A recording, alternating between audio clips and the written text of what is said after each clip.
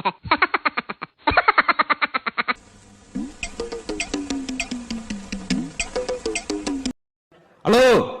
ஒண்ணு கேட்கல, அப்படியே லைன்ல இருங்க.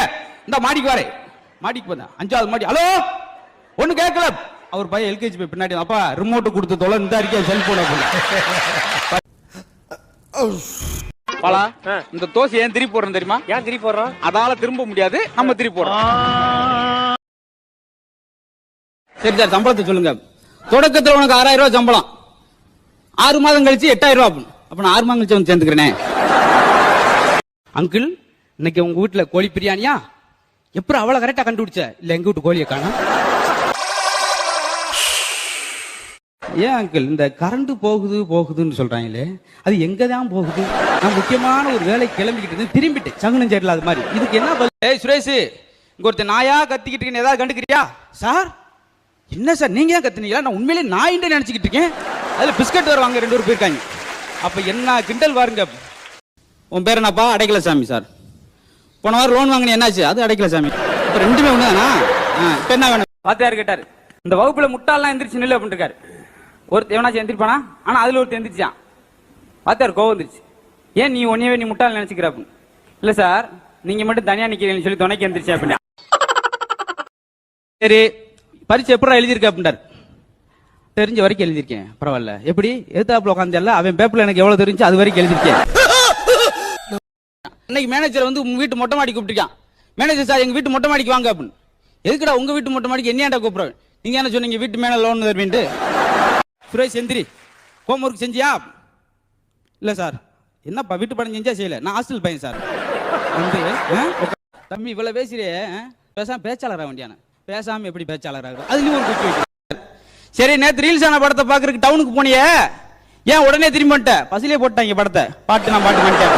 ஏன்னா அது ஒரு தங்கம் எங்கே கிடைக்கிறது? தங்கம் கிடைக்கும் இடத்தை சொல்லு. தமிழ்நாட்டில் எல்லா நகைக்கடையிலுமே கிடைக்கும். சின்ன டேய் சொல்லு.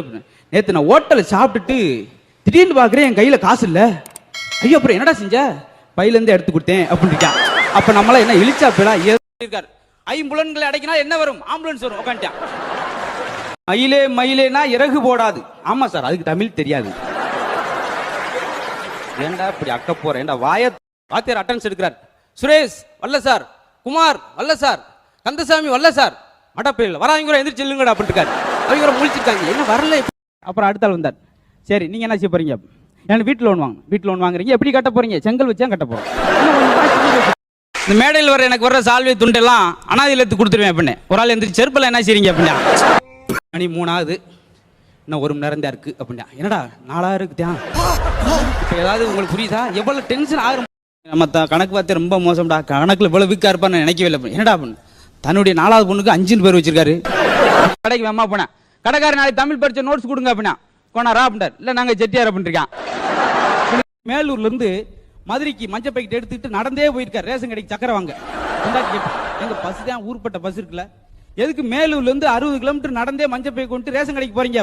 டாக்டர் தான் சொன்னாரு, சக்கரைக்கு நடந்தா நல்லது அப்படின்றாரு. ஐயா, கீழே கட்டணும்னா 1 லட்ச ரூபா ஆகும், மாடி வீடுக்கு ஒரு 50,000 ரூபா ஆகும். ரெடியா? ஐயோ, என்கிட்ட இப்போதைக்கு 50,000 இருக்கு, மூல மாடியை மட்டும் கட்டி கொடு, அப்புறம் வசதி பண்ணபடி கீழே கட்டிக்கிடுவோம். அது என்ன கேட்காரு? கேட்காத கேள்விக்கு ஏன்டா பதில் எழுதுன? நான் பதில் எழுதுக்கு நீங்க ஏன் கேள்வி வைக்கல அப்படின்ட்டு. இப்ப நம்ம கல்லை தூக்கி மேலே எறிகிறோம். மாணவர்களே கவனிங்கள், மேலே எறிகிறோம். அது ஏன் கீழே வருகிறது? மேலே பிடிக்கிறதுக்கு ஆள் இல்லாம இருக்கும்.